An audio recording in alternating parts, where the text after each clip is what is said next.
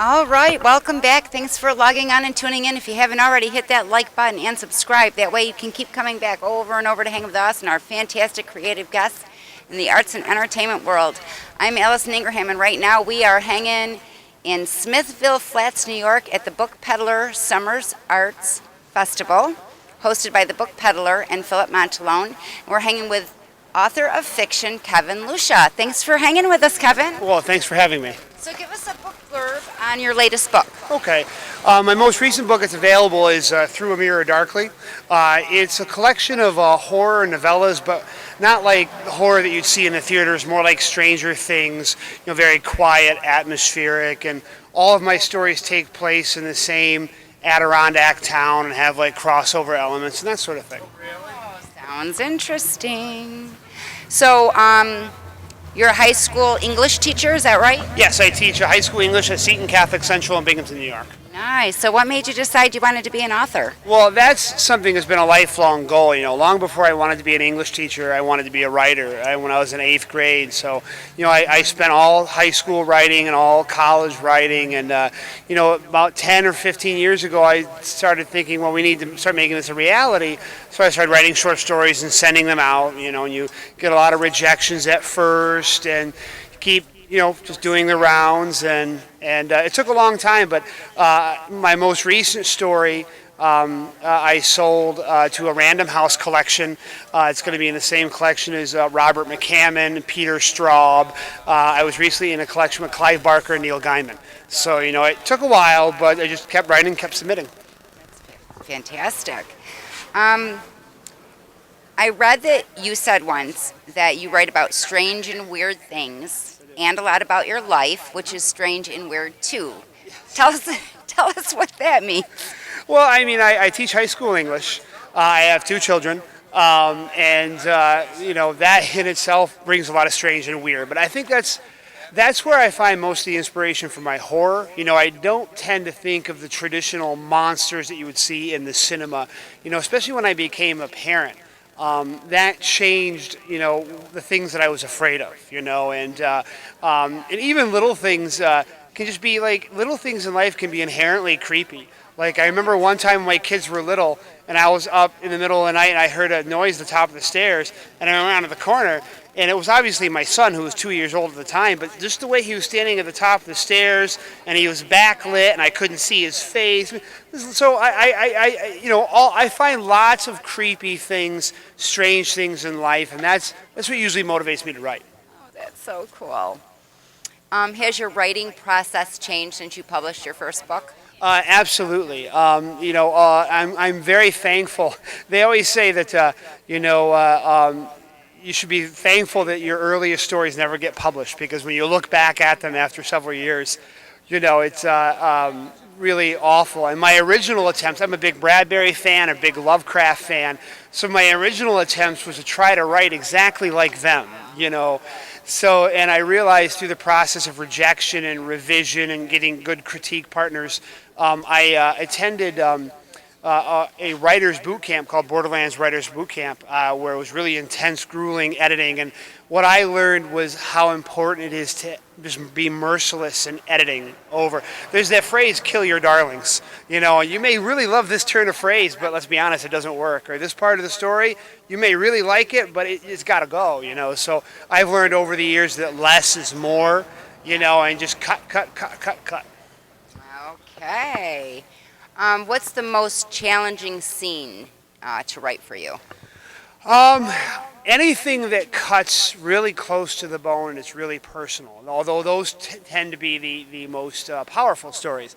There's a novella in this book that's based on a very real-life near accident that I once had with my son. I misjudged. We were at the Great Water Safari up in Old Forge. We were going down one of the water tubes, and I misjudged how exciting this tube was going to be based on my son's age, and it was it was very brief and ended, and everything was fine. But as a horror writer, or any writer anyway, is always asking the question, what if? So as for me, I'm always asking, well, what if that didn't turn out so well? What if, and it was an honest mistake, it wasn't a terrible mistake. And my wife still to this day thinks I'm blowing it up out of proportion. But, as a parent, you feel responsible for your child, and you look back on that and be like, wow, that's a close call there. So I wrote a novella and obviously changed it for the purposes of fiction. But I wrote a novella about a father who made a very similar mistake, and it didn't turn out well. Because that's what we're always thinking as a horror writer is like, well, how could that have? And there are parts that were very hard to write. But I've also had reports that's one of the favorite things that readers like. They like that story. So, when you're writing something really close and personal like that, a lot of times it turns out to be really good fiction. That sounds... does writing exhaust you or energize you? It energizes me. It's my pressure relief. My wife has always said that she would never ask me to quit writing fiction because then she wasn't sure she'd be able to live with me. So yeah, it's there. I mean, make no mistake, the editing is hard work, and there are times where you have to discipline yourself. About 10 years ago, when I started getting serious, I've got kids. I'm going to grad school. I'm teaching. So I started getting up every morning at 4 o'clock in the morning to write. And that's a habit that I still persist in today. And I'm not going to lie, there are some days where you roll over and you're like, I don't want to write this morning. And you have to make yourself write. But for the most part, writing is always a pleasure. I always enjoy doing it. It's never really, if it ever got to the point where it felt like it was a chore, I don't think I'd do it anymore. Yeah, because then why do it? You can go to work and not have fun. Right, exactly. Yeah. That's what I do every day. Do you have any writing rituals you do before you start? Probably the only writing ritual that I have is that I have to write everything longhand first. I don't know why that is. The blank screen just kind of freaks me out. And I don't know if that's just because I've gotten the habit from typing for my handwritten copy, but I always have to hand write everything. It's a tactile thing. I like the paper. And I always use the same black G2.07 tip pen. That's it. I have boxes of these things at home. That's really the only ritual I'll have. That's the only ritual I really have. Where can people find you and your books? My website is www.kevinlucia.com. You can find me on Facebook. The personal page is KB Lucia on Facebook.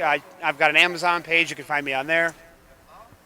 What's coming up for you after today? Any more writing anything new? Doing any more book signing? The big thing I'm really excited about is my new book is coming out in the fall from Cemetery Dance Publications. And what's really exciting about that is Cemetery Dance also publishes Stephen King. So this is an incredible milestone for me to be able to say, legitimately, I share a publisher with Stephen King. So my newest book, Mystery Road, is coming out in the fall. I'll be at RoberCon in Binghamton in the fall, and AuthorCon up in Norwich in October. Oh, beautiful. Do we have time for a game? We do. What do we want to play? Want to play Dirty Minds? Oh, well, I am a high school English teacher at a Catholic school. Oh, that's going to be a fun one. Have you ever? Have you heard of Dirty Minds? We put a twist on it because we don't have time to play Dirty Minds. Okay. So I'm going to give you a book. Okay. You're going to open it, pick a random question, and try not to embarrass ourselves too much. And then I'm going to try to guess what you're asking me. Okay. So I'm just picking a random question. Anything random. Okay. Oh, no. I'm keeping in mind that I am a Catholic school teacher, so. I'm a Catholic schoolgirl, so hey, there you go. Let's see. I score in the alley.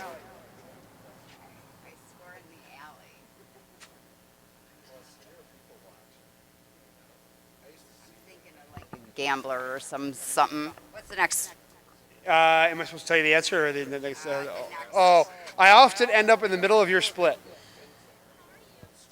Oh, let's see. I score in the alley. I love your split. I'm thinking like a baseball type of thing. Your fingers go inside of me. A bowling ball? Bowling ball. Yay! My turn. Sometimes me shoot me.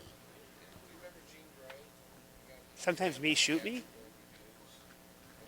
Yeah, I don't know. Sometimes I get bitten.